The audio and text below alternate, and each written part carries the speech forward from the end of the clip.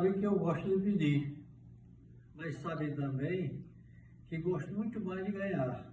Agora eu quero que vocês avaliem a felicidade dos velhinhos quando recebem no final do mês a sua feirinha, que vocês proporcionam essa felicidade.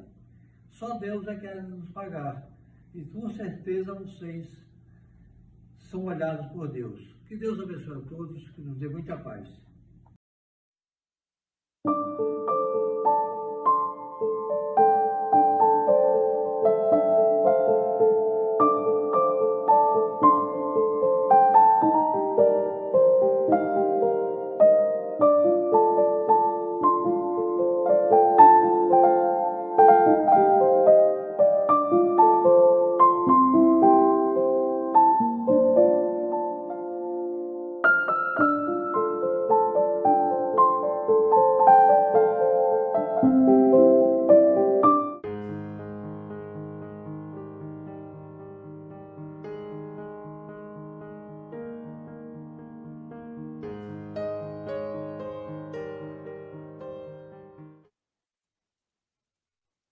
Queridos irmãos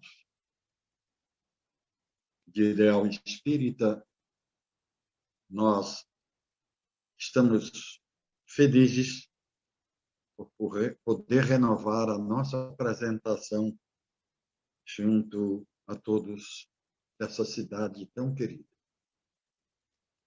Nós vamos fazer uma prece inicial e logo em seguida apresentar a todos o capítulo 11, Amai ao próximo como a ti mesmo.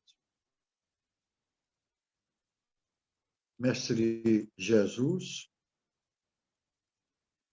nosso guia e mestre, nós te agradecemos pela oportunidade que estamos tendo de poder apresentar aos nossos irmãos queridos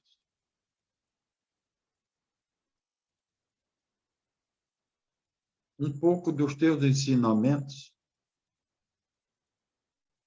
trazidos a nós outros há mais de 2000 anos. Não compreendido ainda hoje entre alguns seguidores deles, mas somos felizes por ter abraçado o Senhor Jesus, a doutrina espírita, que através das suas obras esclarece-nos de forma mais coerente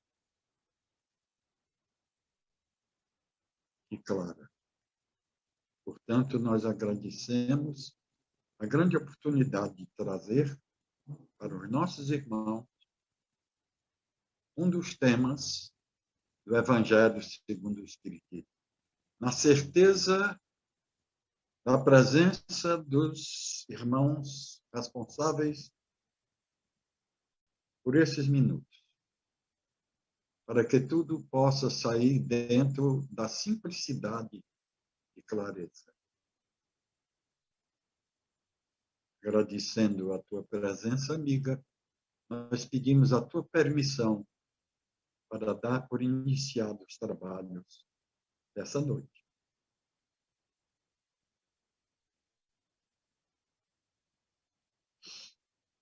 Queridos, o tema é de uma importância fundamental, porque é da fala do Cristo, quando perguntavam a ele qual o mais importante mandamento da lei de Deus. Todos nós sabemos que o princípio do monoteísmo foi cercado de dois fatores importantes. Primeiro, os ensinamentos divinos, que ainda hoje as pessoas chamam de lei. mas que são ensinamentos enviados por Deus através dos seus mensageiros para nos orientar sobre a vida, facilitar-nos a viver.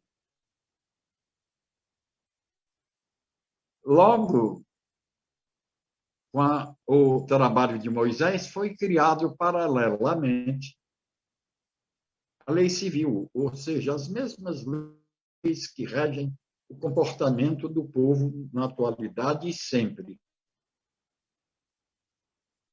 Os ensinamentos divinos imutáveis. O dos homens, ou a lei mosaica, mutável, de acordo com o comportamento humano, que nós conhecemos, evolui sempre na proporção em que os seres se esclarecem. E a base fundamental para que esse esclarecimento necessário ao ser espiritual e atualmente humano, reencarnado, ele tem como base fundamental a lei imutável. Os fariseus, evidentemente que não gostaram das expressões do nosso Mestre Jesus, porque elas apresentavam um conflito de ideias e de comportamento ético, atrapalhando efetivamente a linha de conduta dos fariseus, que tinham na religião, implementada há 1000 e poucos anos, a forma de conduzir o povo à salvação.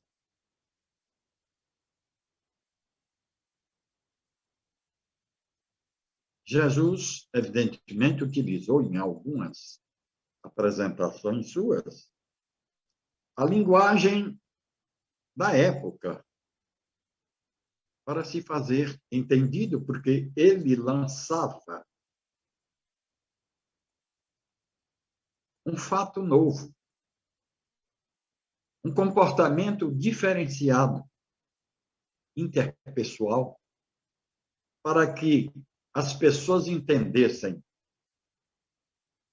a base fundamental do seu trabalho, que era o amor. Então, os fariseus perguntaram qual era o mandamento mais importante. E ele respondeu: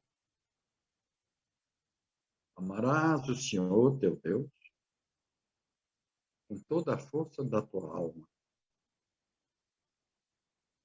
com toda a força do teu espírito. E vem aqui um segundo. Ele prolongou: amar o próximo como a ti mesmo, que é tão importante quanto o primeiro. Esses mandamentos resumem toda a obra dos profetas. O que nós podemos entender com essa informação? É que se nós amarmos ao próximo como nós amamos a nós,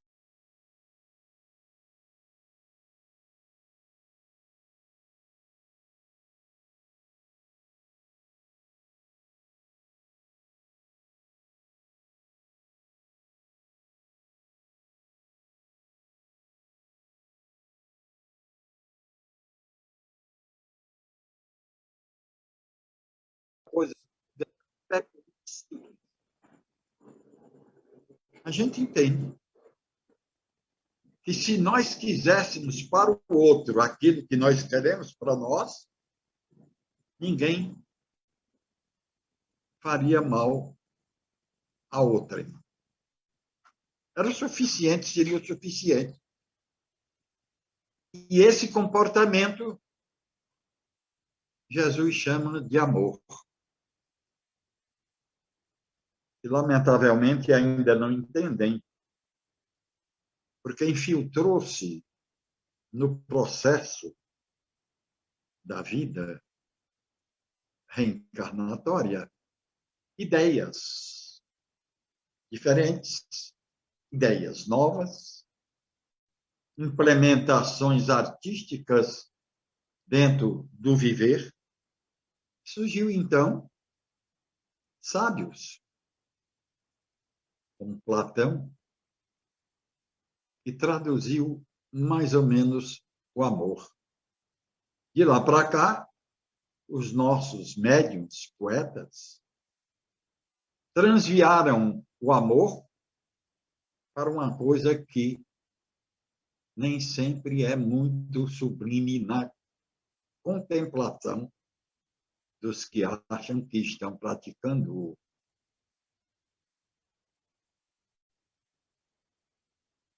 Amar não é apossar-se,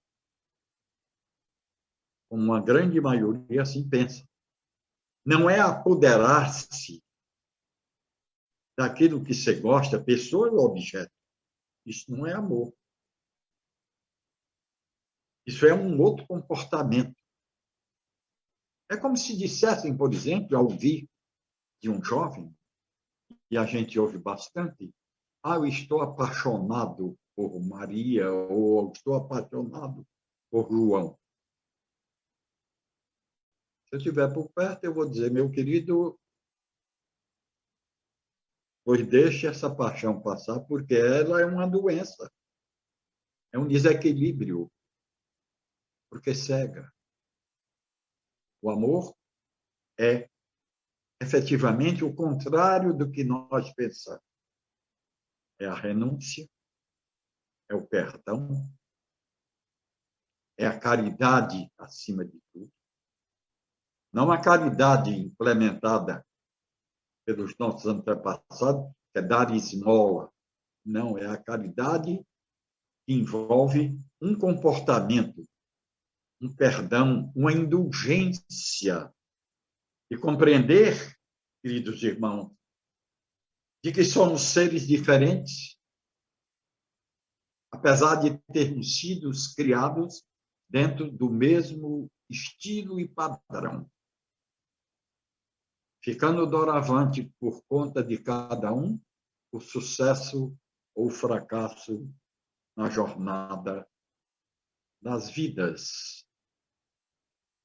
Porque o Espiritismo, dentre outros princípios, apresentou-nos de forma cristalina a reencarnação, que nos fez entender uma série de questões até então não desvendadas e apresentadas como misteriosas.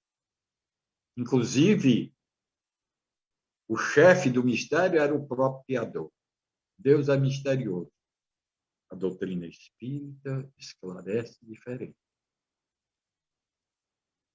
Deus é cristalino. É a inteligência suprema do universo. Causa primeira de todas as coisas. Portanto, o maior mandamento seria amar a Deus. Isso foi apresentado por Moisés. Mas Jesus implementou um segundo tão importante quanto o primeiro. Amar o próximo como a si mesmo.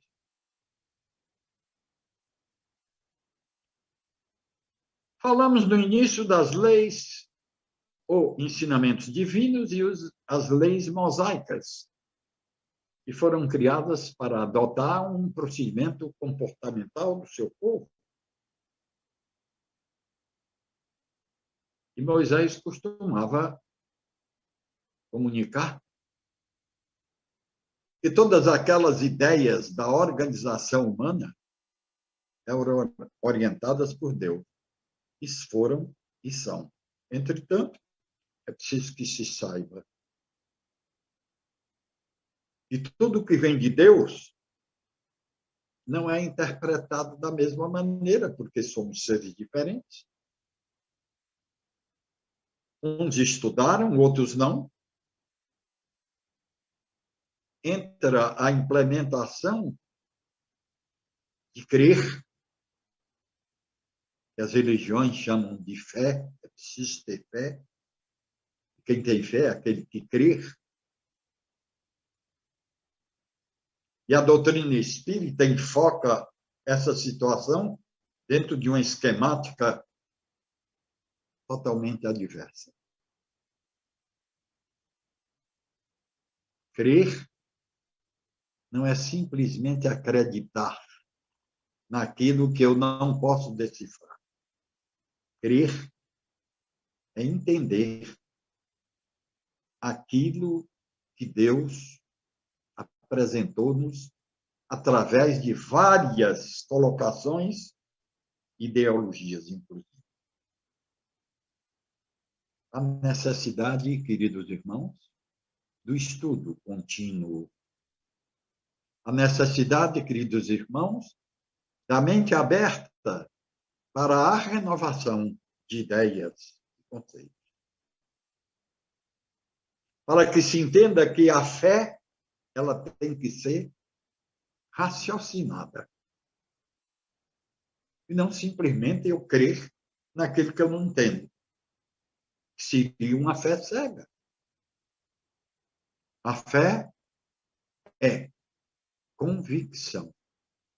E a convicção só pode nos chegar se analisarmos os fatos, a história, a apresentação das filosofias, das ideias.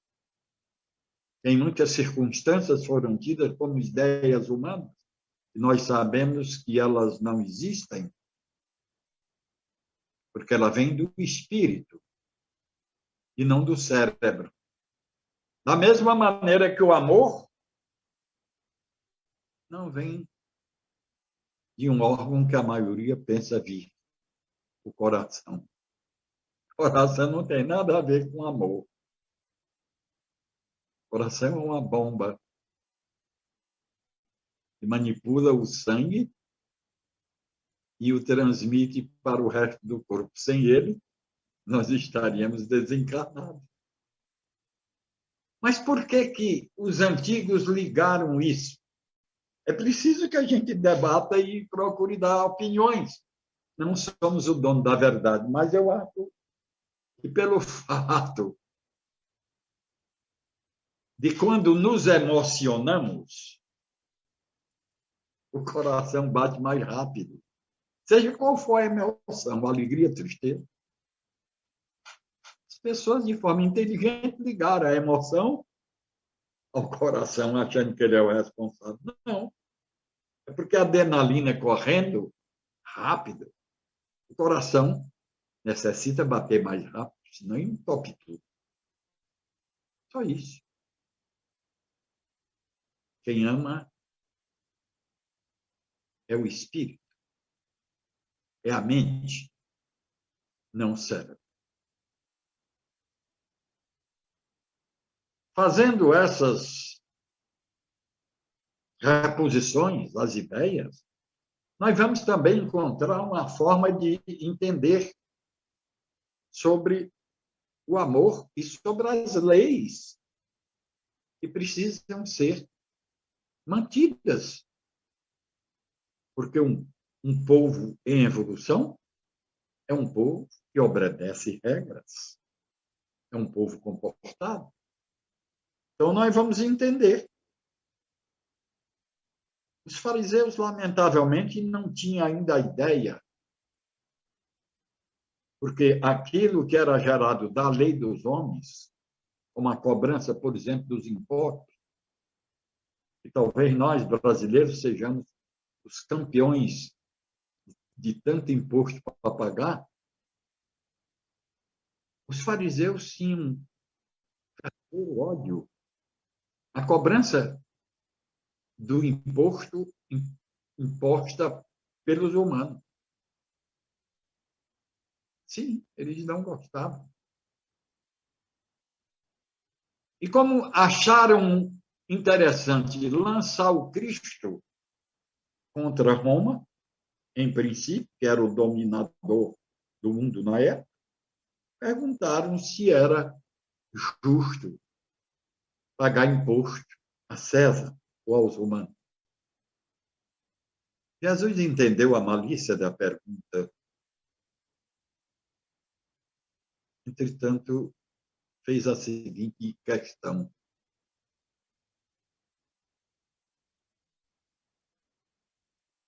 mostre-me, por favor, a forma de pagar o imposto. Mostraram, então, a moeda. Pagava o imposto, como ainda hoje a gente paga o imposto com a nossa moeda. E Jesus perguntou: o que está nessa moeda? Que esfinge? A esfinge é de César. Ele disse: então, dai a César o que é de César e a Deus o que é de Deus. Essa foi uma saída didática fantástica para mostrar, queridos irmãos, que nós temos obrigações como humanos e temos deveres para com Deus. E a filosofia cristã, dentre tantas outras vantajosas e belas filosofias apresentadas em outras épocas por grandes líderes e mensageiros de Deus também. A cristã é a mais pura e a mais perfeita, sem críticas demais. Porque ela fala sobremaneira sobre o amor ao próximo. E Jesus foi peremptório em nos recomendando: amai os vossos inimigos. Saibamos agradecer a quem nos corrige as falhas, guardando-nos o passo em caminho melhor. Olha que coisa maravilhosa. Não era só amar o próximo, é amar também os inimigos. E nós não entendíamos antigamente o porquê dessa animosidade criada interpessoal. Não entendíamos. Aí é mistério. Por que eu não gosto de fulano? Outros diziam: mas eu nunca vi essa pessoa, é a primeira vez e não me simpatizo. Também não entendiam. A doutrina espírita nos esclarece a causa, para que entendamos o efeito. Os inimigos são as criaturas que conviveram conosco em outras épocas e que a bondade divina nos oportuniza voltar com elas para anular de vez a intriga, a desavença. Por um fato simples, queridos irmãos, é que nós viemos novamente a um planeta para amar. Tem gente que diz: eu vim para sofrer. Não, ninguém vem aqui para sofrer. Todos nós viemos para avançar, para progredir. Aí desaparece de vez a figura da salvação. E não existirá jamais. Ninguém se salva. Todos avançarão. Todos progredirão. Todos, sem exceção, tornar-se-ão espíritos puros. É essa o destino da humanidade. O amigo é uma bênção. O inimigo, entretanto, é também um auxílio, se nos dispormos a aproveitá-lo. Observemos isso. E aproveitemos isso, porque é uma grande chance de desenvolver em cada um de nós o amor que tantas criaturas ainda desconhecem, pensando que amar é apostar-se. Tem coisa mais esdrúxula ainda. Matei por amor. Já ouvi essa frase saindo de lábios de pessoas adultas e, coitados, desavisados. Quem ama, não mata. Porque o amor envolve, como dissemos, a piedade, o perdão, a indulgência.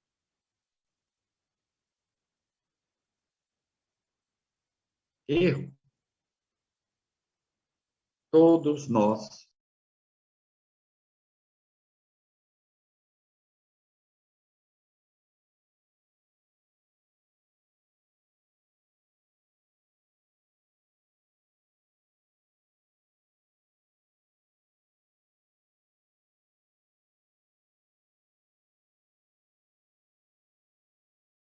um ensinamento fantástico, porque ele nos orienta e nos ensina a respeitar o erro alheio. Por uma razão tão simples, queridos irmãos. Nem todos ao renascer. Portanto, essa base fundamental do equilíbrio espiritual se dá de forma natural, porque, em linhas gerais, o maior percentual de criaturas tem família. Mas existem criaturas que tiveram famílias desavisadas, ainda dentro de um esquema que é muito natural no ser que renasce, instinto. No princípio, nós temos instinto. No percurso do desenvolvimento, nós temos sensações. E buscando o aperfeiçoamento, nós encontramos de forma natural sentimentos. E são eles que regem a vida no sentido natural do progresso espiritual. Sentimento. Instinto e sensações, entretanto, existem. E nós precisamos saber por que existem. Nós sabemos a resposta. Por falta, quiçá, de um princípio básico educacional. Quando alguém cai no erro, estendamos-lhes os braços em socorro do irmão, evitando a crítica que apenas o precipitará à queda. Amanhã poderá ser a nossa vez de cair também, porque vivemos num mundo ainda em desenvolvimento, de provas e expiações, e isso é muito natural nesse estado de coisas. Nós só vamos atingir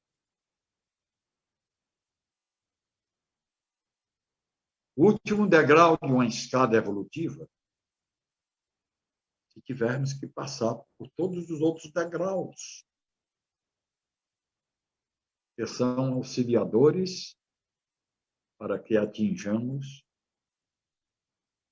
o último. Não se dá salto. Nós temos progressos. E o progresso depende de cada um. Não existe, queridos irmãos, o que nos orientava os antigos. Peça a Deus a felicidade. Peça a Deus a paz. Ajoelhe-se. Reze.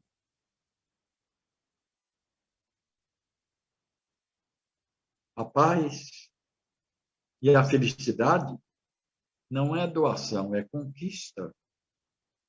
Nós temos que nos esforçar para isso. E não podemos dizer que o nosso Pai nos abandonou, não nos ensinou como atingir a esse estado. Pelo contrário, há milênios ele envia mensageiros dos mais variados níveis e que as pessoas, por acomodação, talvez, aceite a primeira informação.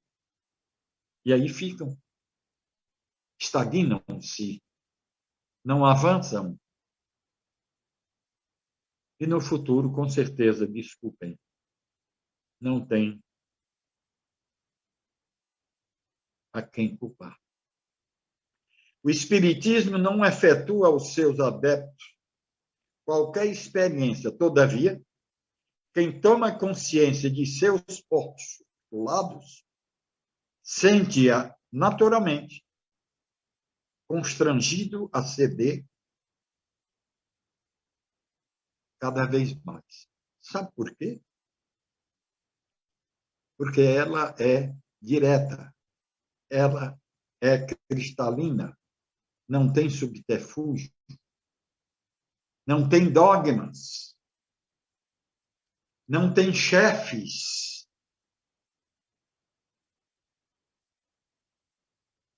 Não tem representantes de Deus. Tem filhos de Deus, trabalhando, se possível, uníssonos, para que cheguemos à verdade dele, Deus, não a nossa. Porque a verdade ainda, lamentavelmente, não existe. Lei do amor, que é um dos itens do capítulo que estamos apresentando, informa-nos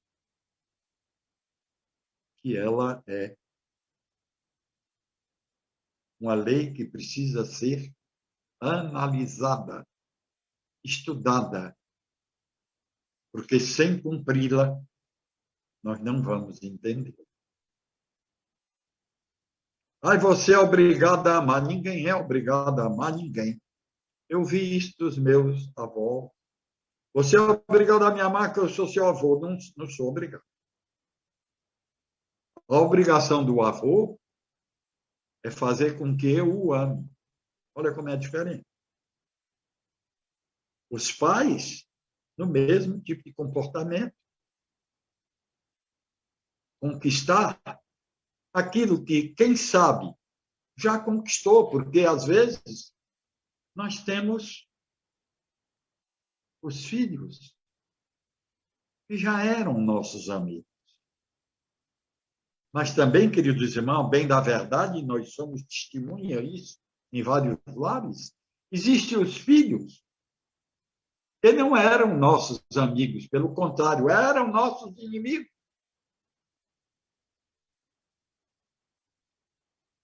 E cabe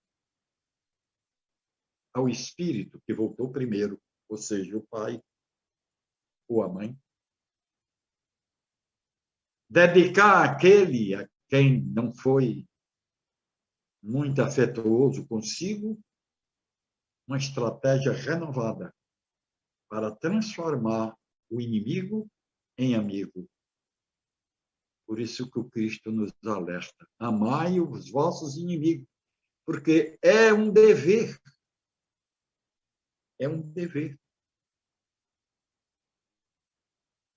Quando estamos no mesmo ambiente onde existem desafetos, não é por castigo, é por oportunidade. E essa é uma oportunidade muito feliz. Deus nos apresenta alguém que nós precisamos transformar a energia, minha e dele, para aí sim atingir o que é o dever de cada espírito. Amar ao próximo como a ti. Não estamos dizendo que isso é um comportamento fácil de ser executado, não, querido. Entretanto, no princípio, nós dissemos que há uma necessidade premente de estudar, de analisar. Não é só ouvir as palestras, é ir em busca do entendimento, para que o meu raciocínio comande o meu espírito daquilo que ele ainda não tinha ou não tem certeza. É o que nós chamamos de convicção, é o que nós chamamos de fé raciocinada. Compreendendo o trabalho de Jesus, e a maioria não compreendeu, você pergunta a alguém por que Jesus esteve aqui? Para nos livrar do pecado. E a resposta: tem nada a ver. Jesus não esteve aqui livrando ninguém de pecado, porque se tivesse, esse mundo estaria numa condição muito, muito melhor. Quantas centenas de pessoas que cometem o que chamam de pecado ainda existem? Jesus, então, salvou? Não. Jesus nos oportunizou observar os seus ensinamentos, praticando-os. Porque também é muito simples, não há muita dificuldade em raciocinar.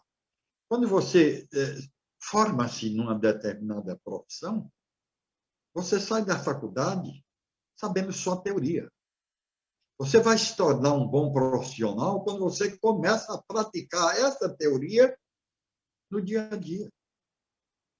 É assim com o advogado, é assim com o engenheiro, é assim com o médico, é assim com o dentista, enfim, toda e qualquer profissão, o cidadão notabiliza-se nela quando torna-se hábil, preparado.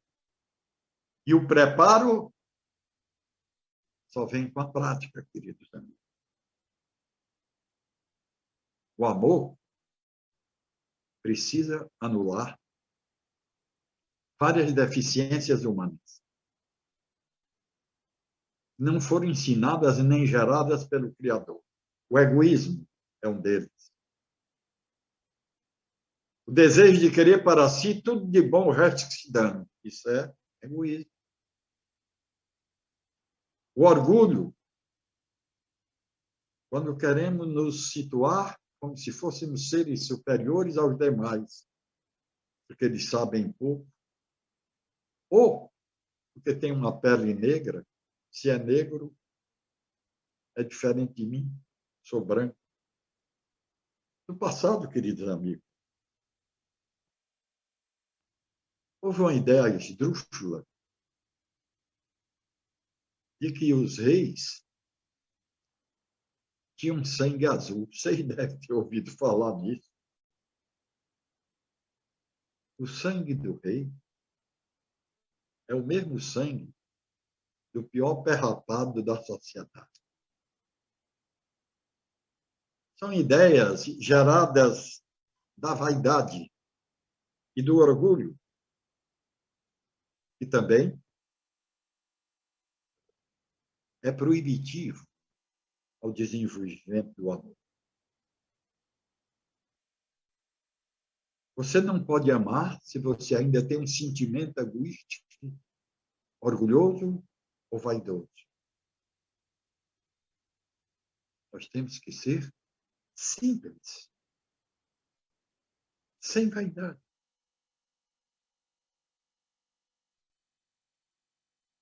Eu preciso me vestir bem. Sim, precisa, deve se vestir bem. Deus não condena isso. Mas não se faz necessário usar num determinado ambiente roupas que só os milionários conseguem comprar. Não vai ser a roupa que vai mostrar o valor de cada criatura. Não vai ser o carro, nem a mansão, a casa. Não.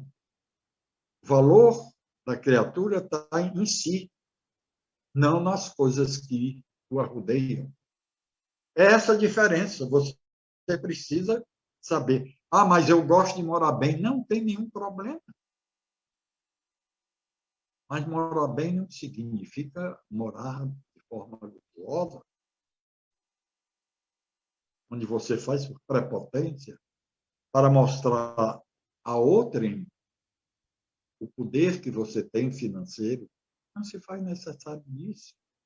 Você pode morar bem, confortavelmente, sem exorbitar, sem demonstrar vaidade ou orgulho por isso. Se sabe muito, não se envaideça de saber. Aproveite sua sabedoria para esclarecer pessoas menos sabedoras daquilo que o mundo busca de forma ávida, a verdade. E Jesus alertou: conhecereis a verdade vos libertará. Sim, porque é a verdade de Deus que vai fazer com que eu dê saltos espirituais.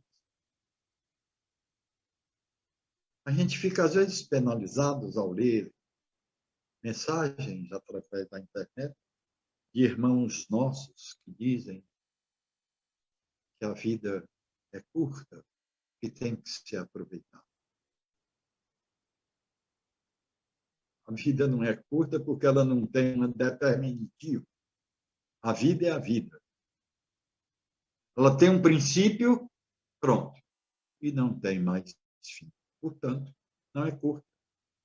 Ah, mas que eu estou falando da vida material, sim, mas lembre-se que mesmo sendo matéria, mesmo nós que estamos nos vendo, nós somos espíritos imortais.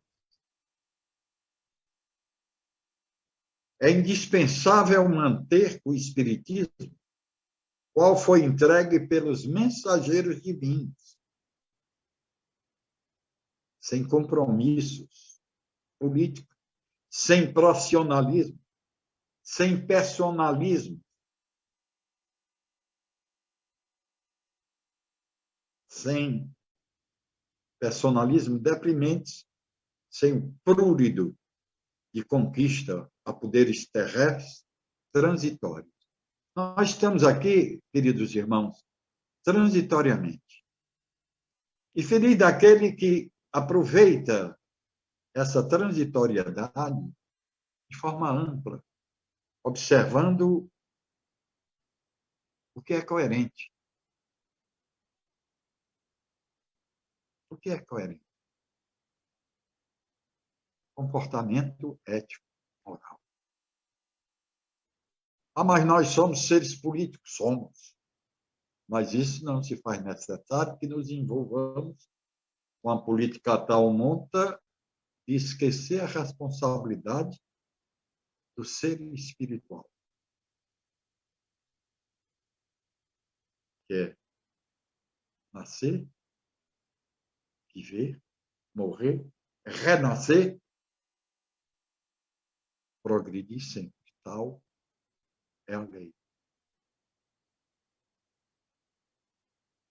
Tudo é tão simples, porque quando a gente descobre o papel do ser espiritual no atual momento de transição, nós vamos entender que é possível, sim, com um trabalho uníssono da população da Terra, mesmo atravessando um momento tão difícil como esse pandêmico, que anula a jornada de milhares de espíritos.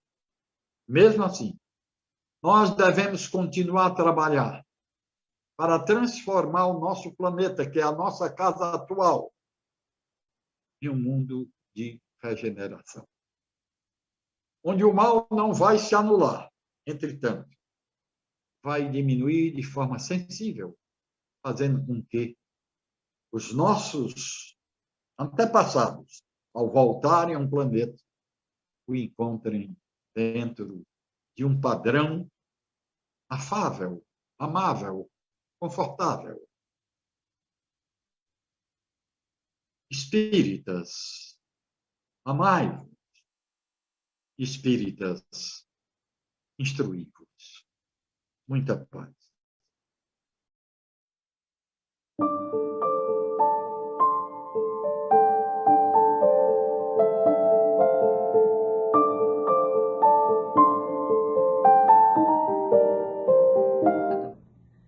Todos vocês sabem que eu gosto de pedir, mas sabem também que gosto muito mais de ganhar. Agora eu quero que vocês avaliem a felicidade dos velhinhos quando recebem no final do mês a sua feirinha, que vocês promocionam essa felicidade. Só Deus é que quer nos pagar. E com certeza vocês são olhados por Deus. Que Deus abençoe a todos, que nos dê muita paz.